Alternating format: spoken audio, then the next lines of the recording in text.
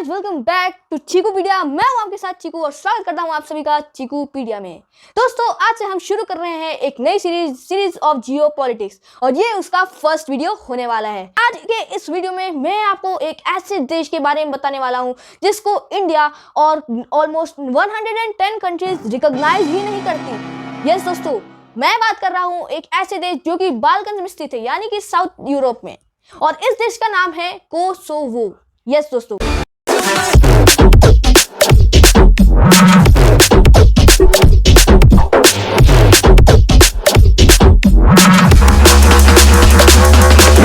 Kosovo. पहले मैं आपको इस देश के बारे में कुछ इंफॉर्मेशन दे दूं। इस देश की कैपिटल है प्रिस्टीना और इस देश की मेजर लैंग्वेजेस है अल्बेनियन और सर्बियन, और इस देश की जो प्रेसिडेंट है वो है मिसेस विडोसा ओस्मानी। दोस्तों, इस देश का मेजर रिलीजन है मुस्लिम। दोस्तों, आप सोचे होंगे मैं ये क्यों बता रहा हूँ, आगे यही चीज बहुत ही ज्यादा मेजर रोल प्ले करने जा रही है। तो दोस्तों, आखिर ये देश को इंडिया क्यों नहीं रिकॉग्नाइज करता? इसकी स्टोरी शुरू होती है इंडिया के इंडिपेंडेंस से। एक्चुअली इस देश को आजादी ही ईयर 2008 में मिली थी, सर्बिया नाम के एक देश से। ये स्टोरी शुरू होती है ईयर 1947, 15 अगस्त 1947, जब इंडिया को आजादी मिली थी। इसके बाद में दो सुपर पावर कॉम्पिटिशन चल रहा था, जिसे आज हम कहते हैं कोल्ड वॉर।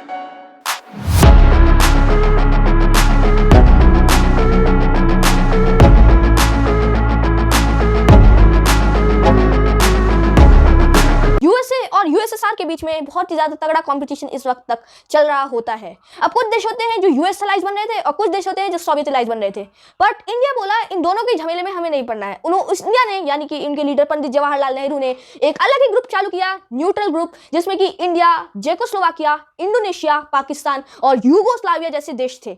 ये देश न्यूट्रल ग्रुप था। मगर दोस्तों, कुछ देश इस ग्रुप में ऐसे थे जो चुपके चुपके यूएस को सपोर्ट करते थे और कुछ चुपके चुपके यूएसएसआर को सपोर्ट करते थे। अब उन्हीं में से इंडिया और यूगोस्लाविया थे जो कि चुपके चुपके सोवियत यूनियन को सपोर्ट किया करते थे। अब 1970 वॉर के टाइम हुआ क्या, एक्चुअली अमेरिका और कई सारे नाटो कंट्रीज ने अपने अपने बैटलशिप्स को इंडियन ओशन में भेजा, क्योंकि पाकिस्तान इंडिया से हार रहा था। और उसी के टाइम सोवियत यूनियन ने अपनी सबमरीन्स को न्यूक्लियर वेपन्स के साथ में भेजा, जिस वजह से ये सब पीछे चले गए।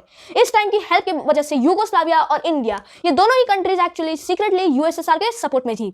अब क्योंकि यूएसएसआर के सपोर्ट में दोनों कंट्रीज थी, इंडिया और यूगोस्लाविया भी काफी अच्छे दोस्त थे। मगर उसके बाद में क्या हुआ? यूगोस्लाविया कौन सा देश है? एक्चुअली यूगोस्लाविया अब एग्जिस्ट नहीं करता। बहुत ही दुख की बात है। ईयर 1918 जब वर्ल्ड वॉर खत्म होता है, तब, क्योंकि वर्ल्ड वॉर एक सर्बिया नाम के देश की वजह से होता है, यहाँ पे जितने भी बाल्टिक कंट्रीज थे, बाल्टिक कंट्रीज या फिर बाल्कन कंट्रीज कह लीजिए, ये सब एक देश को फॉर्मेशन करना चाहते थे, यूगोस्लाविया, यानी कि साउथ स्लेव्स का कंट्री। स्लाव एक एथनिसिटी है और जितने भी बाल्कन के देश थे सब में स्लाविक लोग ही रहते हैं। 1980 में जो सर्बिया का लीडर था उसे यूगोस्लाविया का पहला लीडर घोषित कर दिया जाता है और इस देश यूगोस्लाविया की फॉर्मेशन होती है। लेकिन ये इतने साल तक तो टिका, लेकिन उसके बाद में क्या हुआ? 1990s में जब सोवियत यूनियन टूट रहा था, बर्लिन वॉल फॉल हो रही थी और चेकोस्लोवाकिया भी ब्रेक हुआ, उसके साथ में यूगोस्लाविया का भी ब्रेकअप हो गया। यूगोस्लाव वॉर शुरू हो गई। यहाँ से 4 कंट्रीज आजाद होती है, Slovenia, Croatia, Bosnia and Herzegovina और नॉर्थ मैसेडोनिया। ये देश इस यूगोस्लाविया से अलग हो जाते हैं। अब यूगोस्लाविया बढ़ के सिर्फ 3 देशों में बच गया था, सर्बिया, मोंटेनीग्रो और कोसोवो। उसके बाद में 2006 में भी मोंटेनीग्रो ने सर्बिया से अपने आप को आजाद घोषित कर दिया। अब कोई अगर बचा था तो वो था सिर्फ कोसोवो।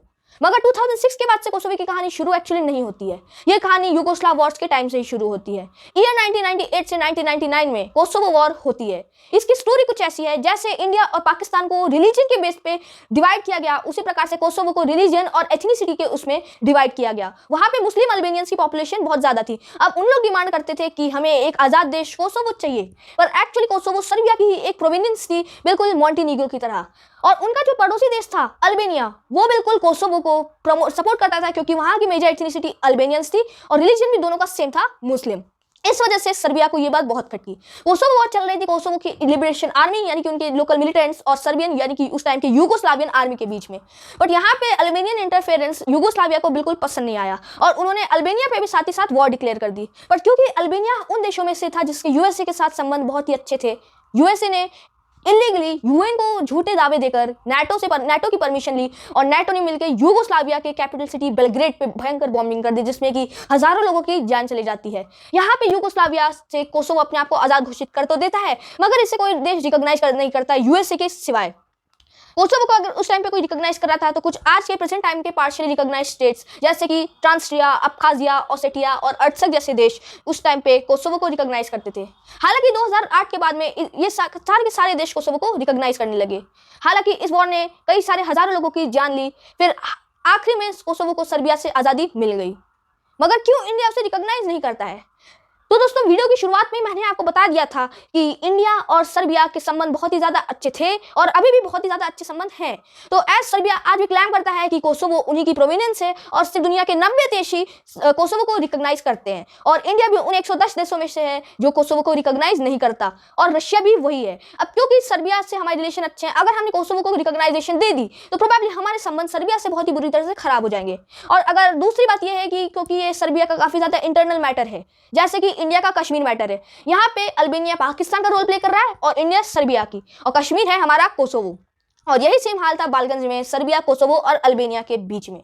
तो इसलिए दोस्तों यही मेन कॉजेज है कि इंडिया उसे रिकॉग्नाइज क्यों नहीं करता है। और यही थी कोसोवो की स्टोरी कि किस प्रकार से उसका डिवीजन हुआ और किस प्रकार उसने अपनी आज़ादी घोषित की, और सर्बिया का स्ट्रगल भी। अब सर्बिया काफ़ी ज़्यादा पीसफुल कंट्री है मगर उसका पास बहुत ही ज़्यादा ब्लडी है। तो दोस्तों, अगर आज का वीडियो पसंद आया और इन्फॉर्मेशन अच्छी लगी, वीडियो को कीजिए लाइक और ऐसी इंटरेस्टिंग वीडियोस के लिए चैनल को करिए सब्सक्राइब।